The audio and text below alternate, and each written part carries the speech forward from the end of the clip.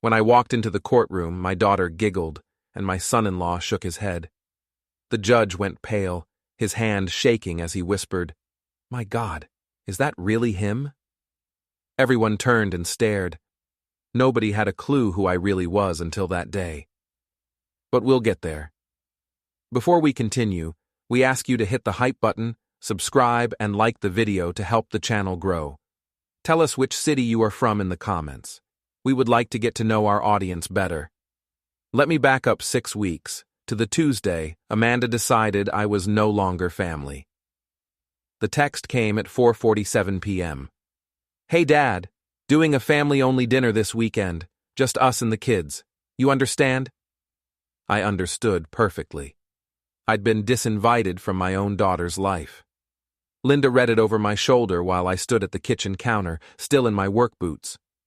She's 54, an accountant at a small law firm downtown, and she doesn't waste words. "Don't call her," she said. "Don't text back, just wait." Wait for what? For them to make the next mistake. 2 days later, Amanda's podcast dropped. I don't follow her show, Living Your Best Truth, or some variation on that theme, but a neighbor forwarded the clip. Amanda's voice, bright and performative. Sometimes you have to set boundaries with toxic people, even if they're family, especially if they're a burden financially and emotionally.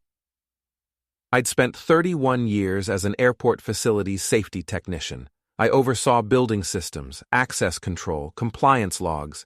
I knew how to read blueprints, run risk assessments, and spot a lie in a maintenance report. I wasn't rich, but I'd never asked them for a dime.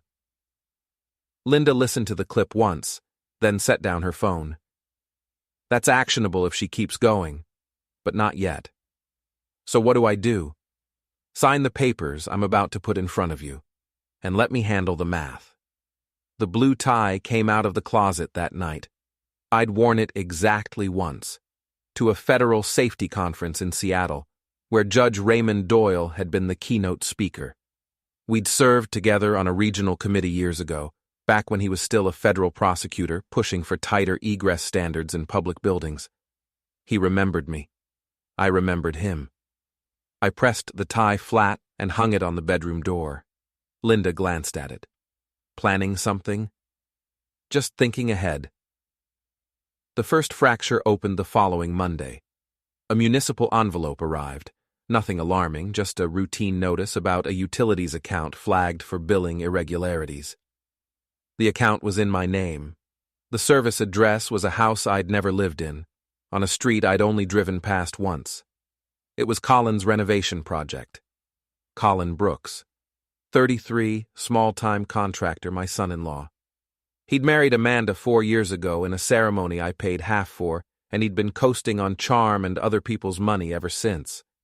He ran a crew of 2 guys and a rented truck, flipping houses on thin margins and thinner permits.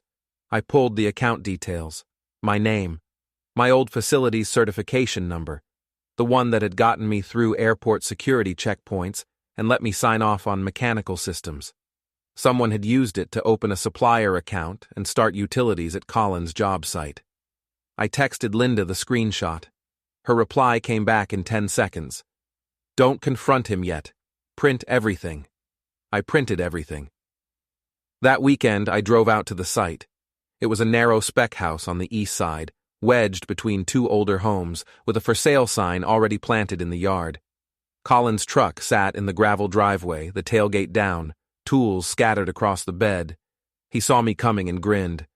"Henry, didn't expect you. Got a question about some paperwork." "Yeah?" He leaned against the truck, arms crossed. He was wearing a Carhartt jacket 2 sizes too big and wraparound sunglasses even though the sky was overcast. "What paperwork?" "Utilities account, supplier invoices, all in my name." The grin didn't slip. "Oh, that. Yeah, I used your cert number to get us priority service. You weren't using it, right? Figured it'd help streamline things." "You figured." "Come on, man. It's not a big deal. Using someone else's credentials without permission is fraud, Colin." "Fraud." He laughed. "Jesus, Henry. You sound like a cop. It's a courtesy. I'm doing you a favor, keeping your name active in the system. Take my name off the accounts. Sure, I'll get to it. He turned back toward the house. Anything else? I should have walked away. I know that now. But I stepped closer, and Colin spun around fast, shoving both hands into my chest. I went backward into the shallow trench they'd dug for the foundation footer, landing hard on my left shoulder. The bad one. The one that's needed cortisone shots twice in the past 3 years. Pain cracked white across my vision. Colin stood at the edge, looking down. Stay out of my business, old man. Then he walked inside. I lay there for 30 seconds, breathing through the pain, staring up at the sky. A nail gun thumped somewhere inside the house. My phone buzzed in my pocket. Probably Linda, asking if I'd picked up groceries. I pulled myself out of the trench, dusted off my jeans, and walked back to my truck. On the way out, I took 3 photos. Unpermitted egress changes, a window blocked by framing, and a vent stack installed 6 inches too close to the roofline. Every one of them would trigger expensive compliance headaches when the county inspector showed up. That night, Linda and I sat in a booth at the diner on Hawthorne. She ordered decaf. I ordered nothing. "Show me," she said. I slid the photos across the table. She studied them, tapping one with a fingernail. "This window violation alone is a stop work order. The vent stack is a failed inspection. The egress issue..." She paused. "That's a liability nightmare if there's ever a fire. He doesn't care." "No, but the county does, and so does the HOA in that neighborhood." She looked up. "We can do this clean, Henry. No yelling, no confrontations, no recordings you're not allowed to make. Just paperwork, deadlines, and consequences." "You mean liens?" "I mean everything liens make possible." She pulled a notepad from her purse and started writing. "First, we confirm the scope of his unpermitted work. Then we file complaints with the county. Then we document every code violation, every use of your name, every timeline that doesn't match his story. If he keeps using your credentials, that's identity fraud. If he retaliates, that's harassment. Either way, we have leverage. They'll fight back. Let them. Fighting back means depositions, subpoenas, and discovery. And discovery is where people like Colin fall apart." I watched her write. Her handwriting was blocky and efficient, the way she wrote everything: client billing sheets, grocery lists, birthday cards. She'd been doing this kind of work for 23 years. She knew how to find the pressure points. "What do you need from me?" I asked. "Time-stamped records of everywhere you were when Colin claims you were helping him. Utility bills, travel receipts, anything that puts you somewhere else. Pull your airport gate logs if you still have access. Those are federal records, so they're bulletproof. And keep a notebook. Write down every conversation, every text, every time one of them contradicts themselves." "That's it?" "For now." She capped her pen. "Henry, you need to understand something. If we do this, it's going to get ugly. Amanda's going to escalate. Colin's going to threaten you. Noah's already involved," I said. "He's been coaching Amanda on the podcast framing. I can hear his talking points in every episode." Noah, my son. 27, polished, and sharp in all the wrong ways. He worked in political PR, narrative spin, crisis management, opposition research. He'd learned how to weaponize a story before he learned how to tell the truth. Linda nodded slowly. "Then he'll be the one who tries to destroy your reputation. He'll seed stories, plant rumors, make you look unstable. Can you handle that?" I thought about the blue tie hanging on my bedroom door. "Yes." "Then let's build the case." We left the diner at 9. The rain had started, turning the streetlights into blurred halos. I drove home in silence, Linda beside me, her notebook open on her lap. When we pulled into the driveway, my phone buzzed. A certified letter notification. Someone had filed a petition with the court. I opened the attachment. Amanda Cole Brooks, petitioner, versus Henry James Cole, respondent. A request for a protective order to control access to my storage archive. the unit where I kept 30 years of work documents, personal records, and family photos. The petition claimed I was emotionally unstable and posed a risk of document destruction or misuse. Linda read it over my shoulder. They're trying to lock you out of your own evidence. Can they do that? They can try, but they just made a critical mistake. What mistake? She smiled, thin and cold. They summoned you to court. Now you get to bring everything. I forwarded the petition to my phone, printed 2 copies, and started gathering documents. The blue tie stayed on the door. I spent the next week building the case the way I used to build safety reports, methodical, footnoted, and cross-referenced. Linda called it procedural warfare. I called it doing my job. First, I pulled my airport access logs. Federal systems don't lie. Every time I'd badged into a restricted area, the timestamp was recorded and backed up to 3 separate servers. I requested my records for the past 2 years and got back a 40-page PDF with my name, badge number, and exact entry times for every shift. On the days Colin claimed I was helping at his site, I was 200 miles away, inspecting fire suppression systems at PDX. I printed the logs and added them to the file. Next, I contacted the utility company. The customer service rep, a woman named Karen who sounded tired and professional, pulled up the account in my name. I asked who'd opened it. It was submitted online, she said. I can see the IP address if that helps. It helps. She read it off. I wrote it down, then called Linda. Can you trace an IP? Not legally, she said, but we can subpoena the provider records if we need to. What's the address? I read it to her. She was quiet for a beat. That's a commercial block. Probably an office building. Colin rents a workspace in a co-op on Burnside. Then we know who submitted it. We just need to prove it. She paused. Henry, do you have any old text messages from Colin? Anything where he talks about using your credentials? I scrolled back through my phone. Most of the messages were short. Running late. Can you grab screws? Job site at 8. Nothing incriminating. Then I found it. A text from 4 months ago. Hey, used your cert number to fast-track the permit. Hope that's cool. I forwarded it to Linda. Her reply came instantly. That's admission. Save it, back it up, print it. I did all 3. The hook arrived on Thursday. A courier knocked on my door at 6:15 a.m., early enough that I was still in my undershirt, coffee halfway to my mouth. He handed me an envelope, had me sign, and left without a word. Inside was a delivery slip. It was from a building supply company I'd never used, dated 3 weeks ago, billing to an account in my name. The order included framing lumber, drywall, and a pneumatic nailer. The delivery address was Colin's site. The timestamp on the slip showed the order placed at 2:34 p.m. on a Tuesday. I checked my airport logs. At 2:34 p.m. that Tuesday, I was badging into a secure maintenance tunnel under Concourse C. I couldn't have placed that order if I'd tried. I photographed the slip, cross-referenced it with my logs, and added both to the file. Linda looked at it that night and shook her head. He's not even trying to be careful. Should I confront him? No. Let him keep digging. The deeper he goes, the harder it'll be to climb out. On Friday, I drove past Colin's site again.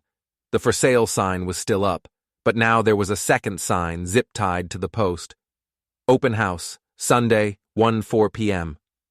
I pulled over and took a photo. Then I checked the county permit database.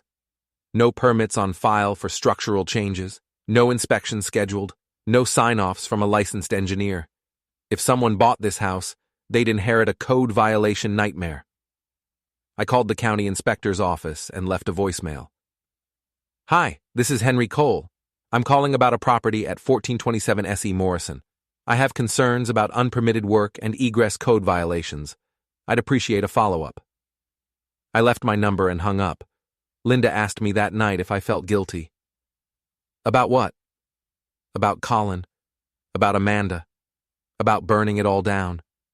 I thought about the shove, the trench, the pain in my shoulder, the laugh in Amanda's voice when she called me useless. "No," I said. "Not even a little." She nodded. "Good. Because next week, they're going to try to destroy you." She was right. On Monday morning, I woke up to 17 missed calls and a string of text messages from people I hadn't spoken to in years. "Henry, saw the post about you. Are you okay? Hey man, is it true you've been acting erratic? Someone shared a Nextdoor thread about you. Thought you should know." I opened Nextdoor. The thread was titled, "Concerned about a neighbor. Mental health resources?" The original post was from someone named Chloe W., Noah's fiancée. She worked as a charity events coordinator, one of those people who traded gossip for social currency and called it networking. Her post was careful, concerned, and vicious. "I'm worried about a family member who's been exhibiting some troubling behavior lately, showing up unannounced at job sites, making accusations, sending aggressive messages. He's always been a little intense, but this feels different. Has anyone dealt with something similar? I just want to make sure he gets the help he needs before someone gets hurt." The replies were predictable. Sympathy, suggestions for counselors, offers to be there if you need support. Then Noah's comment, 3 hours later. "This is my dad. We've been trying to get him help, but he won't listen. If anyone sees him acting strangely, please let me know. We're documenting everything for his own safety." I read it twice. Linda read it once. "He's building a narrative. If this goes to court, they'll use this thread to argue you're unstable. It's preemptive character assassination." "So what do I do?" "Nothing public. Let them think it's working." She opened her laptop. "But we respond privately. I'll draft a cease and desist for Noah's unauthorized use of your photo in that campaign mailer last year. We'll cite right of publicity. It won't go anywhere legally, but it'll rattle him." "And Chloe?" "She'll keep posting. Let her. Every post is evidence of a coordinated smear campaign." Linda pulled up a spreadsheet. "Henry, how much equity did you put into Colin's first flip?" I blinked at the subject change. "What?" "The one on Belmont, 4 years ago. You helped with demo, framing, and drywall. How much would you say your labor was worth?" "I don't know, a few thousand." "You have photos, right? Time-stamped texts asking for help?" I nodded slowly. "Then you can file a mechanics lien. It's legal, it's clean, and it'll lock up his ability to sell or refinance any property you worked on." "Is that nuclear?" "No. Nuclear is what I'm planning next." She closed the laptop. "But first, we need to make sure they can't touch your archive." The hearing on Amanda's protective order was scheduled for 3 weeks out. That gave us time. Not much, but enough. I started scanning documents. Every safety cert, every commendation letter, every proof of attendance for the conferences and training sessions I'd attended over 3 decades. I backed everything up to a cloud drive, printed hard copies, and locked the originals in a fireproof safe. Linda reviewed the scans and nodded. "Good. Now let's talk about what you're going to wear." "Wear?" "To court. First impressions matter. You need to look stable, credible, and completely unbothered." I thought about the blue tie. "I have something in mind." That night, I hung the tie on the back of my chair and pressed my gray suit. I hadn't worn it since the Seattle conference, the one where Judge Doyle had shaken my hand after my presentation on egress compliance in high-traffic terminals. He'd called me the kind of professional we need more of. I wondered if he'd remember that. The Nextdoor thread kept growing. By Wednesday, it had 43 comments. Chloe added a follow-up. "Update. Family meeting scheduled this weekend. Hoping we can get through to him." There was no family meeting. I didn't respond to the thread. I didn't argue.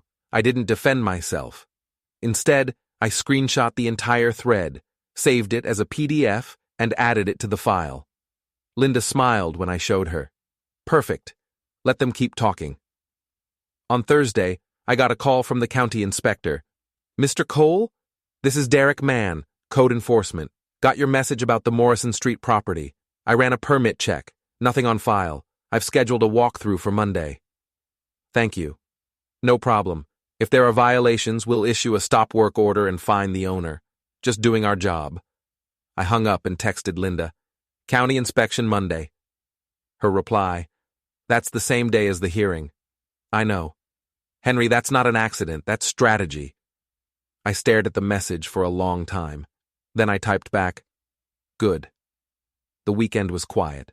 Too quiet.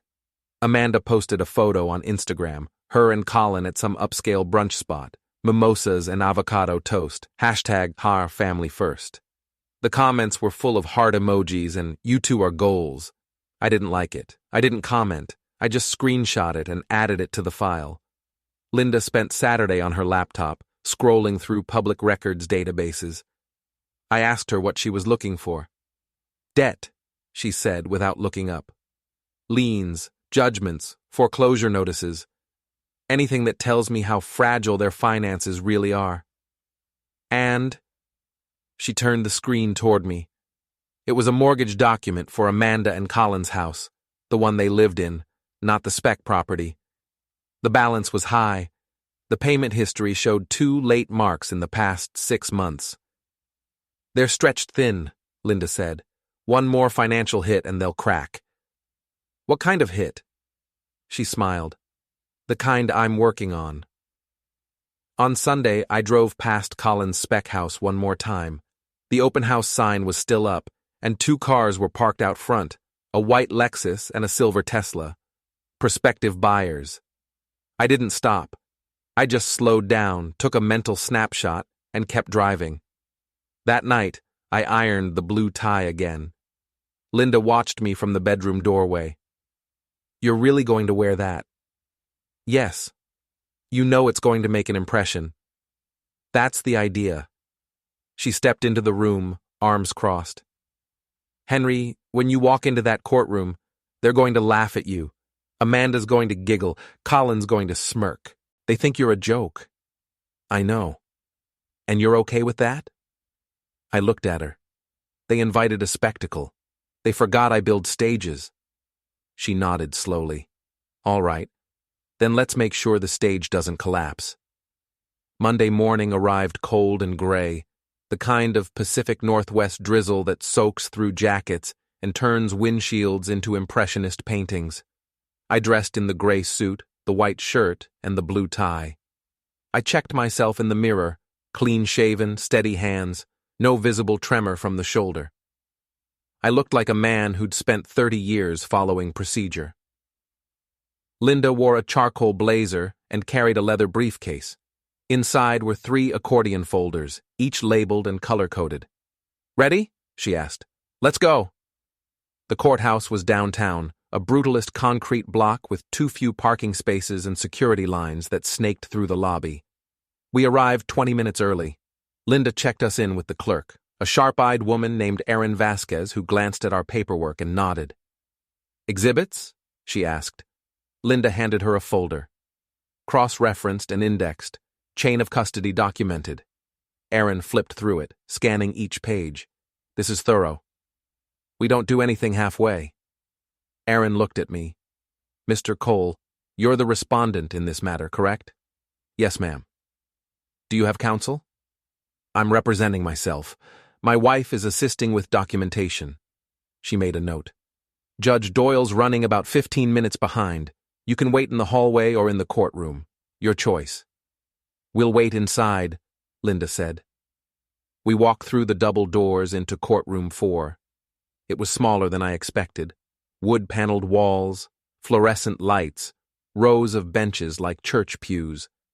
Amanda and Colin were already seated on the left side, Colin in a wrinkled button-down, Amanda in a cream-colored dress that probably cost more than my monthly utilities. When I walked in, Amanda's eyes went wide. Then she giggled, a short, sharp sound that echoed in the quiet room. Colin shook his head, grinning. Unbelievable. I ignored them. I walked to the right side, set down my briefcase, and adjusted my tie. Behind the bench, a door opened. Judge Raymond Doyle stepped through. He was older than I remembered. Silver hair, deep lines around his eyes, the kind of face that had seen too many bad decisions and not enough accountability. He carried a stack of files and didn't look up until he was seated. Then he glanced at the docket, glanced at me, and went completely still. His hand started shaking. The file slipped an inch. He set it down carefully, both palms flat on the bench. "My God," he whispered. "Is that really him?" Every head in the courtroom turned. Amanda stopped giggling. Colin's grin faded. Even Erin looked up from her notes. I met Judge Doyle's eyes and nodded once. He stared at me for 5 long seconds, then cleared his throat. We'll start in a moment. Let me review the filings." He didn't review anything. He just kept staring. Linda leaned close and whispered, "What just happened?" "He remembers me." "From where?" "Seattle, safety conference. I gave a presentation on high-capacity egress systems. He said I was the kind of professional the industry needed." "And?" "And now I'm in his courtroom, being accused of instability by my own daughter." Linda's mouth twitched. Not quite a smile, but close. "He's going to remember that." Judge Doyle finally looked down at the paperwork. He read for 2 minutes in complete silence. Then he looked up. "Ms. Brooks, you're petitioning for access control over your father's storage archive. On what grounds?" Amanda stood, smoothing her dress. "Your Honor, we're concerned about my father's recent behavior. He's been erratic, confrontational, and we believe he may destroy important family documents or use them inappropriately." "What documents?" She hesitated. "Personal records, photos, things that belong to the whole family." "And these are stored where?" "In a unit he rents. But we helped pay for some of the items in storage, so we believe we have a right to access." Judge Doyle glanced at me. "Mr. Cole, is that accurate?" I stood. "No, Your Honor. The storage unit is in my name, paid for with my funds, and contains my work records and personal property. Ms. Brooks has never contributed financially to the unit or its contents." "Do you have proof of payment?" Linda handed me a folder. I passed it to Erin, who brought it to the bench. Judge Doyle opened it. Inside were 3 years of payment receipts, all in my name, all showing automatic bank drafts. He closed the folder. "Ms. Brooks, I'm not seeing any basis for your claim. Do you have documentation showing shared ownership or financial contribution?" Amanda looked at Colin. Colin looked at the floor. We don't have physical documentation, Your Honor, but then this petition is denied." He signed something and handed it back to Erin. "Mr. Cole retains full control of his property. If you wish to revisit this matter, you'll need to provide actual evidence of shared ownership." Amanda's face went red. "But the petition is denied," Judge Doyle repeated, his tone flat. "Next matter." I sat down. Linda's hand found mine under the table and squeezed once. We'd won the first round, but I knew it was just the beginning. As we stood to leave, Colin stepped into the aisle, blocking my path. "This isn't over," he said quietly. I adjusted my tie. "I know." He leaned closer. "You're going to regret this." "Probably," I said. "But not today." I walked past him, Linda beside me, and didn't look back. Outside, the rain had stopped. The pavement gleamed under weak sunlight. Linda checked her phone and made a small sound of satisfaction. "What?" She showed me the screen. An email from the county inspector. "Stop work order issued at 1427 S.E. Morrison. Multiple code violations. Owner has 30 days to remediate or face daily fines." I read it twice. "That's today."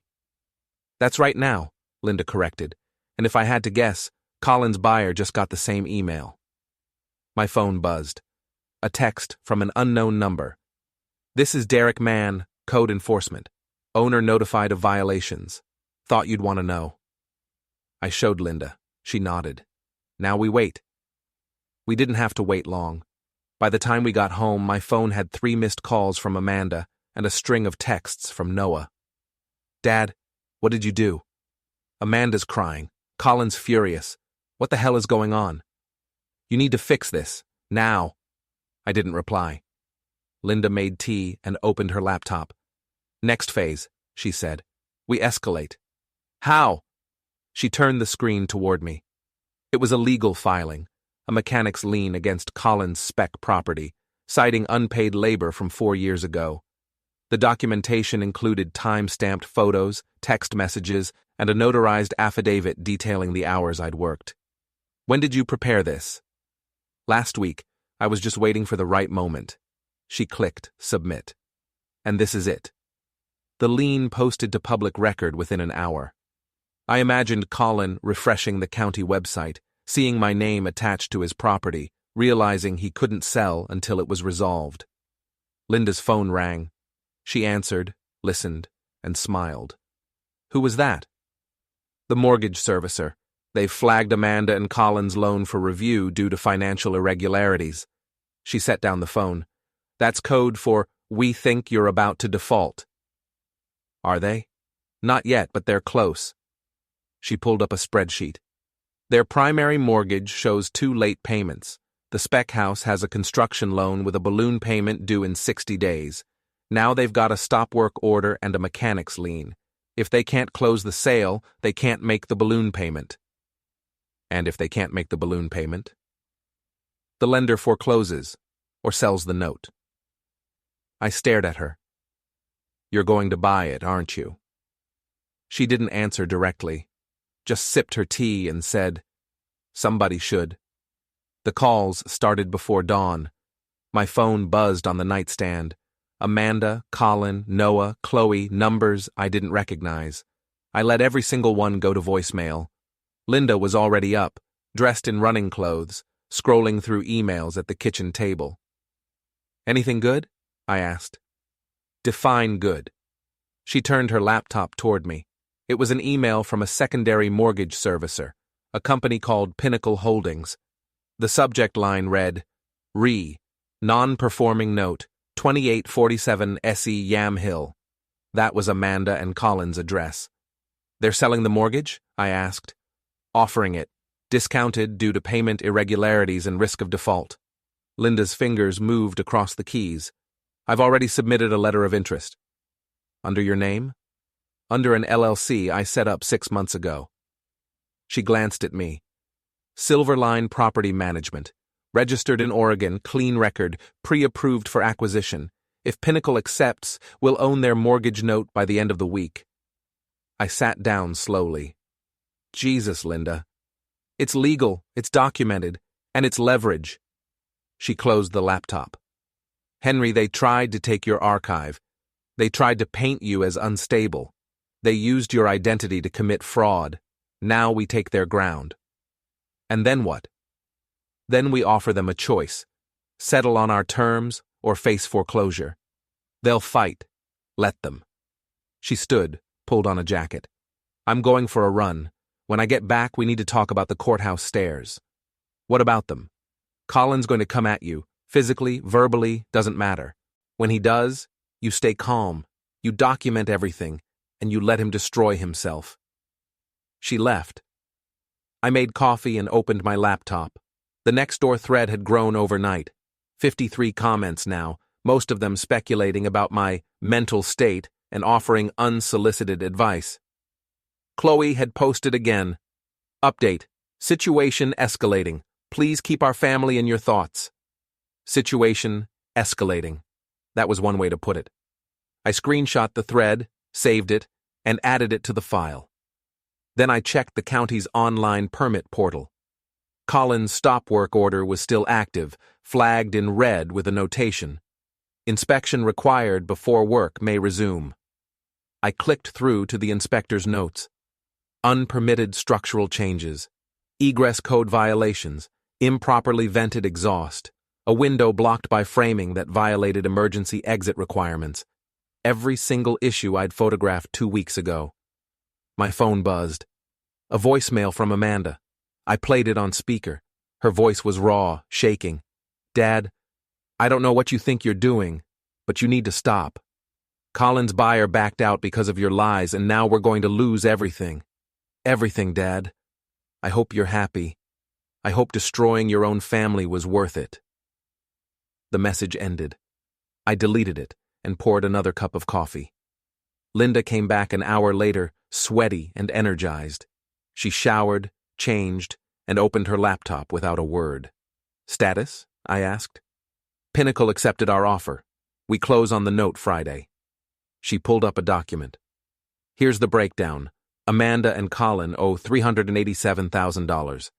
They're 4 months behind, which means we can accelerate the loan and demand full payment within 30 days. If they can't pay, and they can't, we foreclose or negotiate a settlement." "What kind of settlement?" "They deed the spec property to us. They agree to a payment plan on the primary residence, and they sign a release waiving any future claims against you." "They'll never agree. Then we foreclose." I stared at her. "You'd really do that?" "Henry." She closed the laptop and met my eyes. "They tried to erase you. They called you unstable, used your name to commit fraud, and petitioned a court to take your property. Yes, I would really do that." I nodded slowly. "Okay. Good. Now let's talk about the stairs." Over the next 3 days, the pressure mounted. Noah escalated his campaign.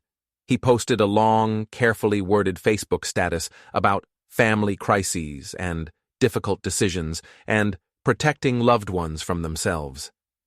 It didn't name me, but everyone who read it knew. The comments poured in.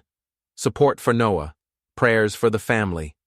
A few people asking if I was okay. I didn't respond. Instead, I filed a cease and desist against Noah for unauthorized use of my photo in a political mailer he'd sent out 6 months ago. It was a group shot from a charity event, me, Noah, Amanda, and a dozen other people, but he'd cropped it to look like an endorsement. The letter cited right of publicity laws and demanded removal of all materials featuring my image. It wouldn't hold up in court, but that wasn't the point. The point was to rattle him. It worked. Noah called me at 11 p.m. on Wednesday. I let it ring through, then listened to the voicemail. His voice was tight, controlled. "Dad, this is ridiculous. You're suing me over a photo? Seriously? You need to let this go before you embarrass yourself even more." I saved the voicemail and went to bed. Thursday afternoon, I got a text from Derek Mann, the county inspector. "FYI, owner of Morrison property scheduled remediation inspection for Monday morning. Thought you'd want to know?" Monday morning, the same day as the evidentiary hearing Judge Doyle had scheduled. I showed Linda. She smiled. "Concurrency event. You planned this." I suggested the inspection timeline. The county made their own decision. She closed her laptop. "Henry, this is what procedural warfare looks like. Everything we're doing is legal, documented, and defensible. We're not breaking any rules. We're just following all of them at once." "And if Colin snaps?" "Then he snaps in public, on camera, and we add it to the file." Friday morning, Linda and I drove to a small office in Beaverton to close on the mortgage note. The transaction took 20 minutes. Signatures, notarizations, a wire transfer. When it was done, we owned Amanda and Colin's debt. The paperwork went into Linda's briefcase. We walked out in silence. In the parking lot, Linda checked her phone and made a small sound of satisfaction. "What?" "Pinnacle just sent notice to Amanda and Colin. They'll get it by end of business today." "What does the notice say?" "That their mortgage has been sold to a new servicer, that they're in default, and that they have 30 days to cure or face acceleration. They'll know it's us. Eventually." Linda unlocked the car. "But by then, it'll be too late." That night, my phone exploded. Amanda, Colin, Noah, all calling, all texting, all furious. "What did you do?" "You bought our mortgage? Are you insane? This is illegal. This is harassment. This is—" I turned off my phone and poured a bourbon. Linda raised her glass. "To following procedure." I clinked my glass against hers. to following procedure. We drank in silence. Outside, the rain started again, drumming against the windows. Somewhere across town, Amanda and Colin were staring at a foreclosure notice, realizing they'd underestimated the man they'd dismissed as useless. I thought about the blue tie hanging in my closet. Monday was going to be a long day. Saturday was a gift, 24 hours of silence before the storm. No calls, no texts, just the hum of the refrigerator and the distant sound of traffic on Burnside. Linda spent the morning organizing her files. I spent it rechecking mine. By Sunday, the quiet felt ominous. I drove past Colin's spec house one more time. The for sale sign was gone. In its place was a handwritten notice taped to the front door. Property under stop work order, no entry. I took a photo and kept driving. At home, Linda was on the phone with someone. Her voice low, professional, the tone she used when she was closing a deal or shutting down an argument.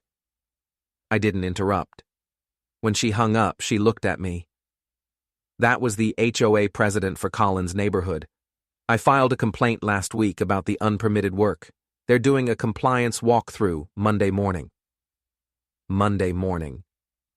9 a.m., same day as the hearing. She pulled up her calendar.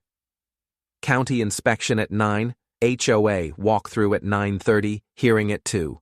If Colin tries to juggle all three, he'll crack. And if he doesn't show to the hearing? Default judgment. We win everything. I nodded slowly. You've been planning this for weeks. Longer, she admitted, since Amanda's first podcast episode. That night, I pressed the blue tie one more time and laid out the gray suit. Linda watched me from the doorway. You ready? She asked.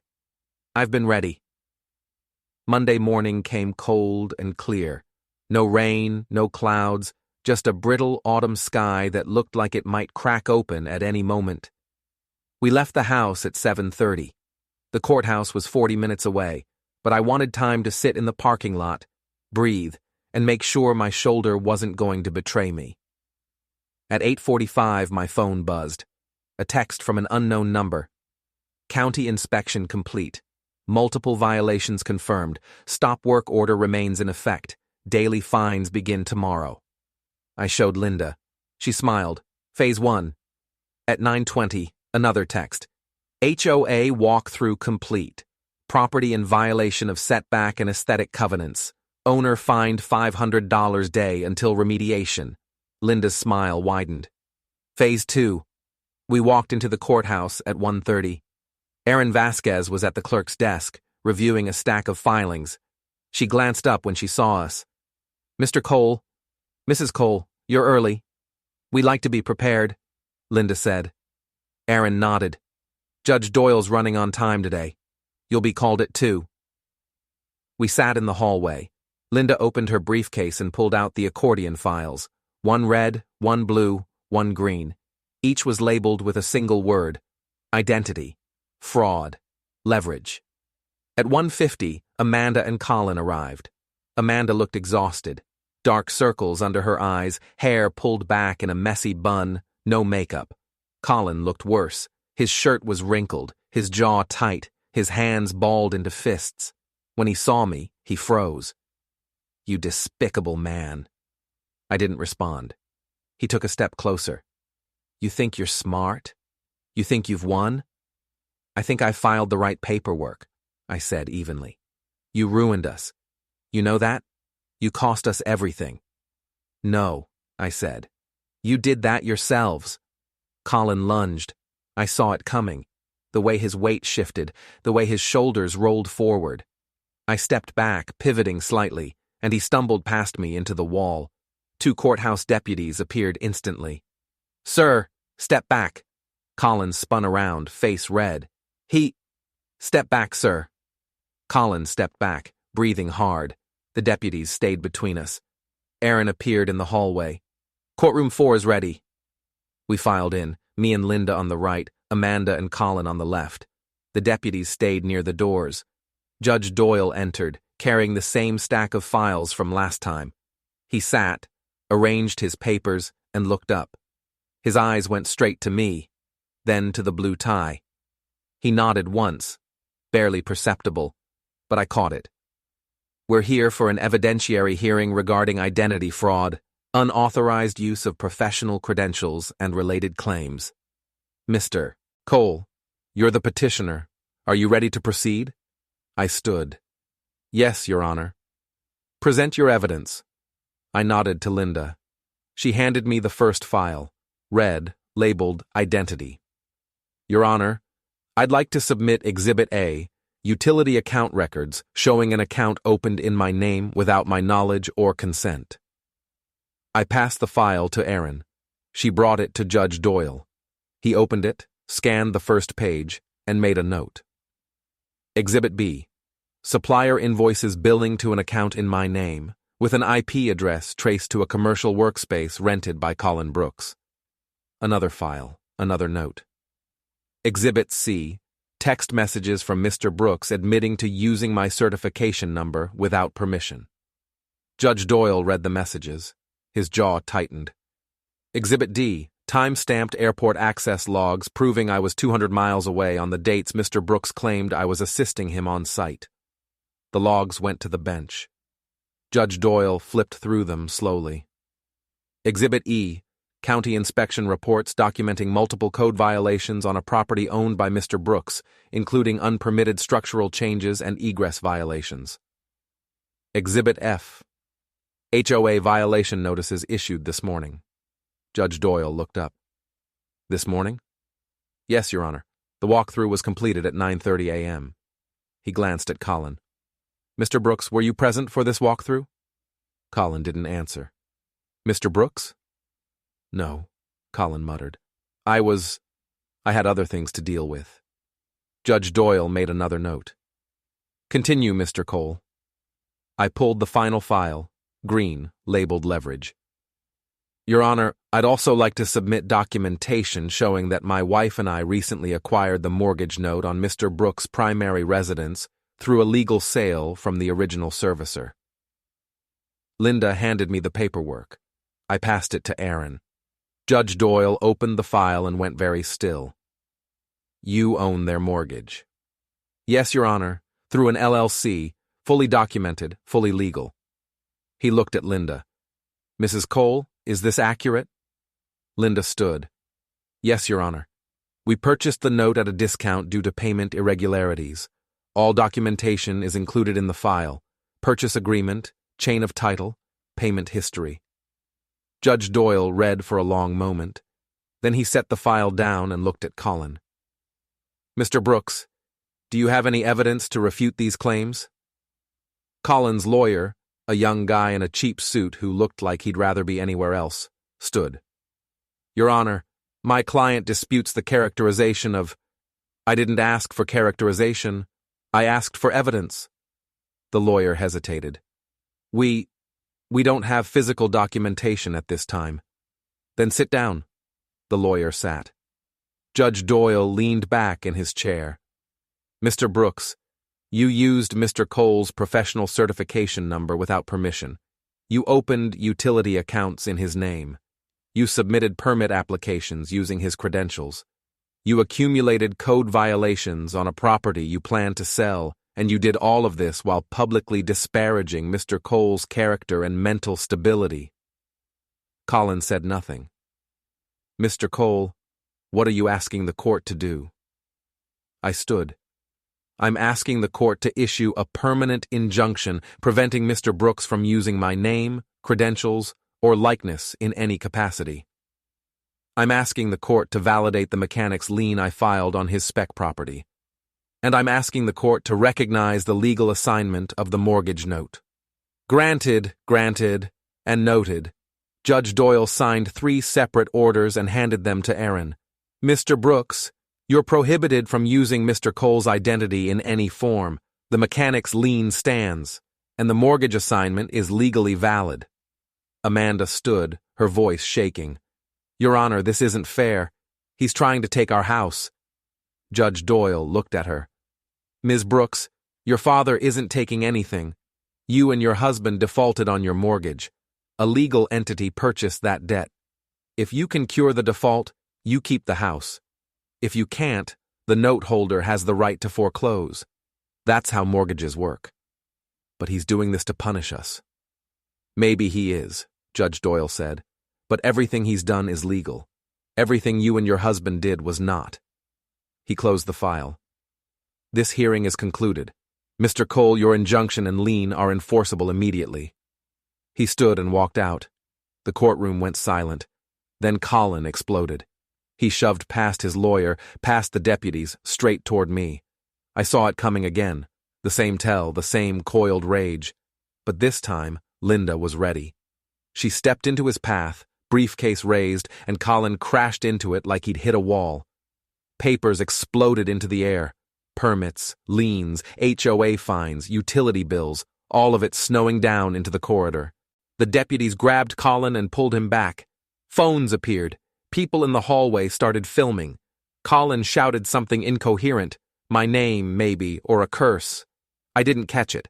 I just straightened my tie, met Amanda's eyes one last time, and walked out. Behind me, the gavel banged. Order, Aaron called. Order in the court. But I was already gone. The hallway smelled like floor wax and old coffee. I stood near the elevator, watching the deputies wrestle Colin into a plastic chair. He wasn't under arrest, just being calmed down, as one of them put it. But his face was red and his hands were still shaking. Amanda sat on a bench 10 feet away, staring at the scattered paperwork on the floor. A few people were helping gather it. Permits, invoices, violation notices, but most of the pages were dirty now, smudged with footprints. Linda stood beside me, briefcase closed, expression neutral. We should go, she said quietly. Not yet. Henry. Not yet. I wanted to see it. The moment it all clicked for them. The moment they realized they'd walked into a trap they'd built themselves. Aaron appeared in the hallway, holding a stack of certified documents. She glanced at me, then at Colin, then back at me. Mr. Cole, you'll receive copies of the court orders by end of day. The lien and injunction are effective immediately. Thank you. She hesitated. For what it's worth, I've seen a lot of cases like this. People think they can bend the rules because they're family. They think family ties grant immunity. She looked at Amanda. They don't. Then she walked back into the courtroom. Colin finally looked up. His eyes found mine. You're going to regret this, he said, his voice raw. I didn't respond. Henry, Linda's hand on my arm. Let's go. I let her pull me toward the elevator. As the doors closed, I caught one last glimpse of Amanda, still sitting, still staring, her hands folded in her lap like she was waiting for someone to tell her what to do next. Nobody was coming. We drove home in silence. Linda kept glancing at me, but she didn't ask the question I knew she was thinking. Are you okay? I wasn't sure how to answer. At home, I changed out of the suit and hung the blue tie back in the closet. It had done its job. I didn't need it anymore. Linda was already at the kitchen table, laptop open, pulling up new documents. What's next? I asked. We wait. They have 30 days to cure the mortgage default, pay off the arrears, bring the loan current, and agree to our settlement terms. If they do, they keep the house. If they don't, we foreclose. We foreclose. I poured a glass of water and sat down. Do you think they'll fight? Probably, but they don't have leverage anymore. The spec house is tied up with your lien. Their primary mortgage is ours. The county's fining them daily for code violations, and Judge Doyle just put everything on the public record. She looked at me. Henry, they're done. They just don't know it yet. My phone buzzed. A text from Noah. Dad, we need to talk, please. I set the phone down without responding. Linda raised an eyebrow. Noah? Yeah. You gonna answer? No. She nodded and went back to her laptop. The next 3 days were quiet. Too quiet. No calls from Amanda, no texts from Colin, no Facebook posts from Noah, It was like they'd all collectively decided to go silent, regroup, figure out their next move. I used the time to organize my files. Every document, every photo, every time-stamped piece of evidence. I scanned it, backed it up, and stored it in 3 separate locations. If they came at me again, I wanted to be ready. On Thursday, Linda got a call from Pinnacle Holdings. She answered on speaker. "Mrs. Cole, this is Janet Rourke from Pinnacle. I'm calling regarding the mortgage note you acquired last week." "Yes?" "We've received a request from the borrowers, Mr. and Mrs. Brooks, to negotiate a repayment plan. They're claiming financial hardship and requesting a modification." Linda glanced at me. "What kind of modification?" "Extended terms, reduced monthly payments, waiver of late fees, standard distressed borrower package." "What's your recommendation?" Janet paused. "Honestly, deny it. They're 4 months behind, they've made no effort to cure, and based on the public records we pulled, they're facing significant legal and financial liabilities. Approving a modification would just delay the inevitable." "Then we deny." "Understood. I'll send the formal response today." Linda hung up. I stared at her. "You're really going to foreclose?" "If they don't pay, yes." "Linda?" "Henry." She closed the laptop and looked at me. "They tried to destroy you. They called you unstable. They used your identity to commit fraud. They tried to take your property. And when they got caught, they didn't apologize. They doubled down." She leaned back in her chair. "So yes, I'm really going to foreclose, and I'm not going to feel bad about it." I thought about Amanda giggling in the courtroom, about Colin shoving me into the trench, about Noah's Facebook post painting me as a danger to myself and others. "Okay," I said. "Do it." On Friday, the formal denial went out. By Saturday, my phone was ringing again. Amanda, Colin, Noah, all calling, all desperate, all angry. I let every call go to voicemail. The messages were predictable. "Dad, please, we need to talk." "Henry, you're making a huge mistake." "This is insane. You can't just take our house." I deleted them all. Linda spent the weekend drafting a settlement offer. It was simple, clean, and brutal. Transfer the spec property to Silverline Property Management, LLC. Agree to a structured repayment plan for the primary mortgage. 15 years, fixed interest, no late fees. Sign a full release waiving any claims against Henry Cole, Linda Cole, or any related entity. If they accepted, they'd keep their house and avoid foreclosure. If they didn't, we'd take everything. Linda printed 2 copies, had them notarized, and sent them via certified mail. "They'll have it by Monday," she said. "They'll have 72 hours to respond." "And if they don't?" "Then we file for foreclosure on Thursday." I looked at the calendar. Thursday was 10 days away. "That's fast. That's procedure." Monday came and went. No response. Tuesday, Linda got a call from a lawyer, not Colin's guy, someone new. A woman named Patricia Voss, who specialized in real estate litigation. Linda put her on speaker. "Mrs. Cole, I'm representing Amanda and Colin Brooks in the matter of the mortgage note. My clients are prepared to negotiate, but they're requesting more time to review the settlement terms." "How much more time?" Linda asked. 2 weeks. "No." "Mrs. Cole." "Ms. Voss, your clients have had months to address their mortgage default. They've had weeks to respond to our communications. They've had 4 days to review a 2-page settlement offer. The deadline is Thursday at 5 p.m. If they don't sign by then, we proceed with foreclosure." "That's unreasonable." "That's the deal." Linda hung up. I stared at her. "You just hung up on their lawyer."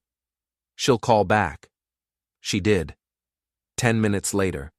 "Mrs. Cole, my clients are willing to accept the settlement terms with one modification.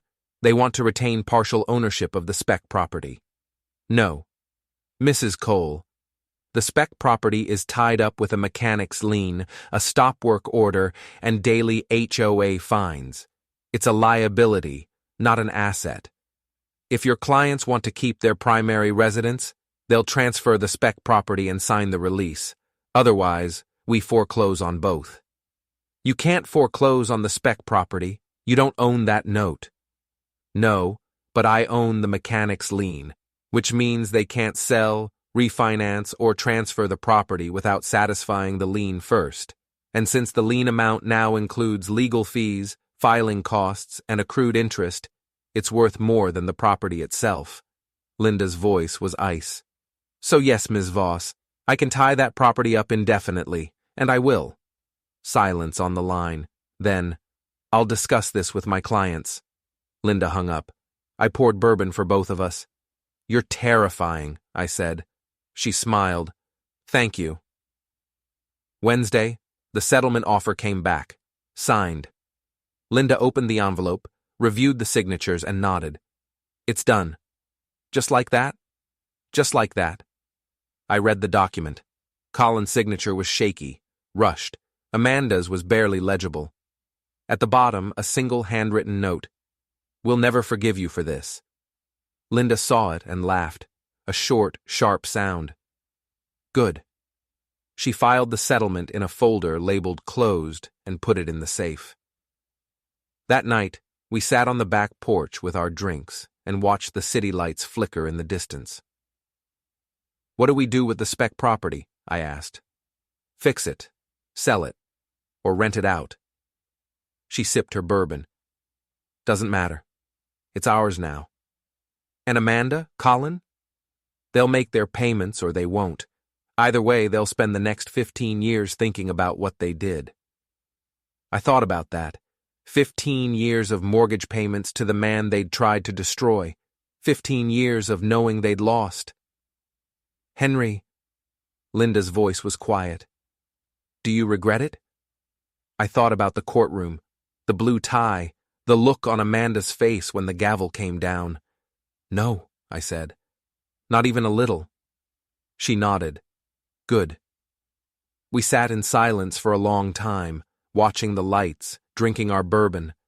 Somewhere across town, Amanda and Colin were figuring out how to explain this to their friends, their family, the people who followed Amanda's podcast. I didn't envy them, but I didn't pity them either. They'd invited a spectacle. They'd forgotten I build stages. The next 2 weeks passed in a strange, suspended calm. No calls, no texts, no late-night voicemails full of rage or desperation. It was like Amanda, Colin, and Noah had collectively decided I no longer existed. That was fine by me. Linda handled the paperwork transfer for the spec property. The deed came through on a Tuesday, clean, notarized, recorded with the county. We owned a half-finished house with code violations and daily HOA fines. But Linda had a plan for that, too. We hire a licensed contractor, fix the egress issues, get the permits sorted and flip it, she said over breakfast. 6 months, maybe less. The neighborhood's appreciating. We'll make back our investment plus 20%. You've already run the numbers. Of course I have. I smiled. You're enjoying this. I'm enjoying watching you breathe again. She set down her coffee. Henry, you've been walking around like a man waiting for the other shoe to drop for 2 years. Ever since Amanda started pulling away, ever since Colin started using you, you've been smaller, quieter, like you were apologizing for existing. And now? Now you're not. I thought about that. She was right. For the first time in years, I didn't feel like I was constantly bracing for impact. I didn't feel like I had to shrink myself to fit into their idea of who I should be. I felt like me. On Thursday, I drove past Amanda and Colin's house. I didn't stop, just slowed down enough to see the for sale sign was gone and the lawn had been mowed. Someone was still living there, making payments, trying to hold on. Good. That weekend, Linda and I met with a contractor to assess the spec property. His name was Miguel Reyes, mid-40s, with a weathered face and hands that looked like they'd built half the city. He walked through the house slowly, taking notes, shaking his head. This is a mess, he said finally. Whoever did the framing didn't pull permits. The egress window is blocked. The vent stack is too close to the roof line. And this... He tapped a wall. This is load-bearing. You can't just cut into it without an engineer's sign-off. Can you fix it? Linda asked. Yeah, but it's going to cost. How much? He scribbled numbers on a pad, crossed some out, scribbled more. 35,000, maybe 40 depending on what else we find. Linda didn't blink. When can you start? Monday. Done. Miguel looked at me. You're the guy who filed the complaint, right? Yeah. He nodded slowly. Good. This kind of work, cutting corners, ignoring permits, puts people in serious danger. Whoever did this should have known better. He did, I said. He just didn't care. Miguel grunted. Well, we'll make it right. He left. Linda made a few calls, set up payment schedules, and filed the contractor agreement with the county. By Monday, Miguel's crew was on site, tearing out bad framing and installing proper egress windows. By Wednesday, the stop work order was lifted. By Friday, the HOA fines stopped accruing. Linda checked the county's online portal and smiled. We're in compliance. How long until we can list it? Another month? Maybe 6 weeks? She closed the laptop. But we're ahead of schedule. That night, my phone buzzed. A text from Noah. Dad, I know you don't want to talk to me, but I need to say something. Amanda's been crying for 2 weeks. Colin's barely holding it together. I don't know what you think you accomplished, but you didn't win. You just destroyed your own family. I read it twice. Then I deleted it. Linda glanced over. Noah? Yeah. What did he say? I told her. She snorted. He still doesn't get it. Get what? That you didn't destroy the family. They did. You just stopped pretending it didn't happen. I thought about that for a long time. She was right. I'd spent years bending, accommodating, swallowing my pride because I thought that's what family meant. I thought if I just stayed quiet, stayed small, stayed out of the way, they'd eventually see me. But they never did. They saw someone useless, a name to exploit, a man too old and too tired to fight back. They were wrong. On Sunday, Linda and I drove out to the coast. It was a gray, windy day, the kind where the ocean looks like hammered steel and the air tastes like salt. We walked along the boardwalk, the same one where I'd tailed Colin months ago, the same rail I'd grabbed to keep from falling. Linda stopped at the rail and looked out at the water. You know what I keep thinking about? She said. What? That text Amanda sent. Just family. Like you weren't family. Like you were optional. She shook her head. That's when I knew. Knew what? That we were going to war. I looked at her. This woman who'd spent 23 years balancing books and filing taxes and keeping our lives running, who'd never raised her voice or lost her temper, who'd quietly assembled a procedural weapon capable of dismantling our daughter's entire life. I love you, I said. She smiled. I know. We walked back to the car, hand in hand. That night, I got an email from Aaron Vasquez, the court clerk. Mr. Cole, wanted to let you know Judge Doyle asked about you last week. He said to tell you he's glad you're still following procedure. Aaron, I showed Linda. She laughed. He remembers. Yeah. Good. She closed her laptop. Henry, you know this isn't over, right? Amanda and Colin are going to keep making payments for 15 years. Every month, they're going to write a check with our name on it. Every month, they're going to be reminded of what they did. I know. And you're okay with that? I thought about the courtroom, the blue tie. The moment Judge Doyle went pale and whispered, "Is that really him?" I thought about the look on Amanda's face when the gavel came down. I thought about Colin crashing into Linda's briefcase, papers exploding into the hallway, cameras filming everything. Yeah, I said. I'm okay with that. She nodded. Then we're done. But we weren't. Not quite. 3 weeks later, I got a call from Miguel. Henry, We're ready for final inspection. County's coming out Friday. If everything checks out, we'll get the certificate of occupancy and you can list the property. Good work. Thanks. This place is solid now. Whoever buys it won't have any problems. Friday came. The inspection passed. The certificate of occupancy was issued. Linda contacted a real estate agent, a sharp woman named Karen Wu, who specialized in flips and spec properties. Karen walked through the house, took photos, and nodded approvingly. This is nice, really nice. You've got good bones here, updated systems, and the neighborhood's hot right now. She tapped her phone. I'd listed at $485,000. You'll get multiple offers in the first week. Linda glanced at me. What do you think? I think we list it. Karen listed it on Monday. By Wednesday, we had 3 offers. By Friday, we'd accepted one, $492,000, all cash, no contingencies. Linda signed the paperwork and forwarded it to the title company. Closing's in 2 weeks, she said. Then we're out. I did the math. After Miguel's repairs, closing costs, and agent fees, we'd clear about $95,000. Not bad for a property we'd acquired with a mechanic's lien. That weekend, Noah called. I let it ring through. He left a voicemail. I played it on speaker.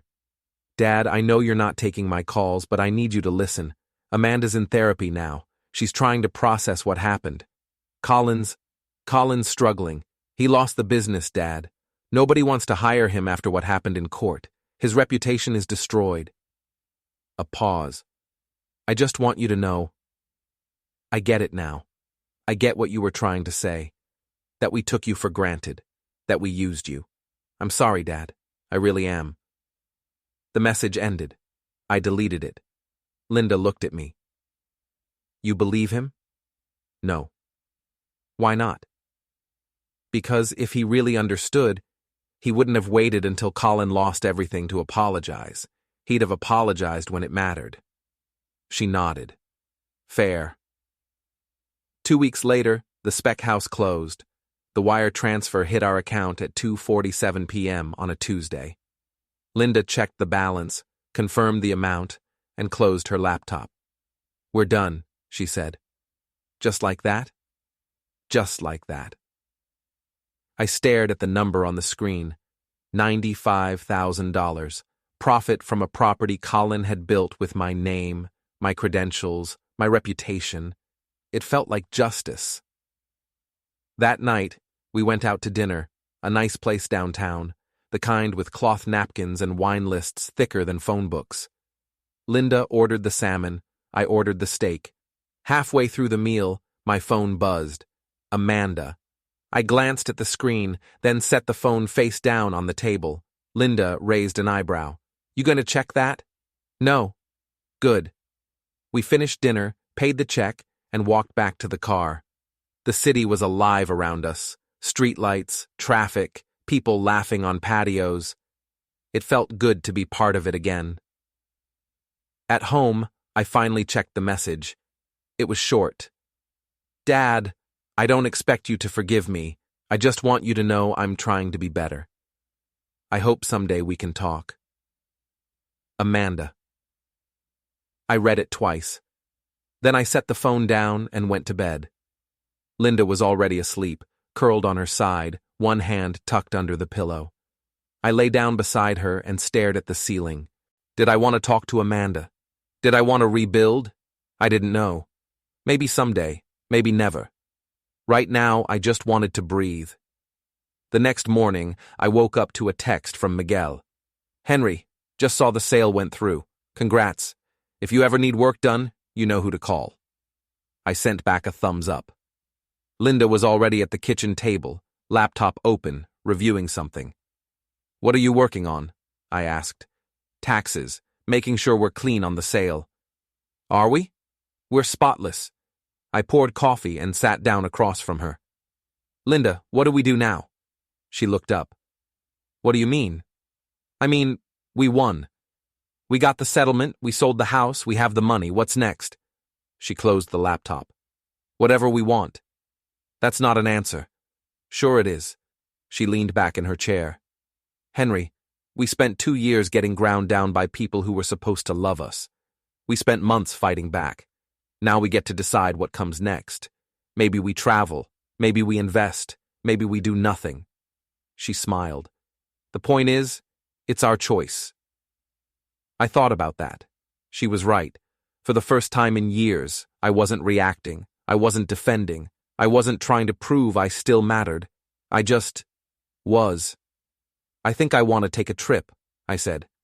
Where? Seattle. See the waterfront. Maybe visit the conference center where I gave that presentation. Linda smiled. The one Judge Doyle attended? Yeah. Sounds good. When do you want to go? Next month, after everything settles. She nodded. Then we'll go. That afternoon, I drove out to the airport. Not for work. I had retired 6 months ago, finally pulled the trigger on the pension, but just to walk the terminals, see the people, remember what it felt like to be good at something. I badged into the restricted areas out of habit, then realized I didn't have clearance anymore. The security guard at the checkpoint smiled. Sorry, sir. Employees only. Right. Sorry. I walked back through the public terminal instead, past the gates and the restaurants and the families waiting for delayed flights. It felt strange to be on this side of the glass, but not bad. Just different. At gate C-14, I stopped and looked out at the runway. A 737 was taxiing toward takeoff, engines whining, wings flexing in the wind. I'd spent 31 years keeping places like this safe, making sure the exits worked, the systems held, the protocols were followed. I'd been good at it, and now I was done.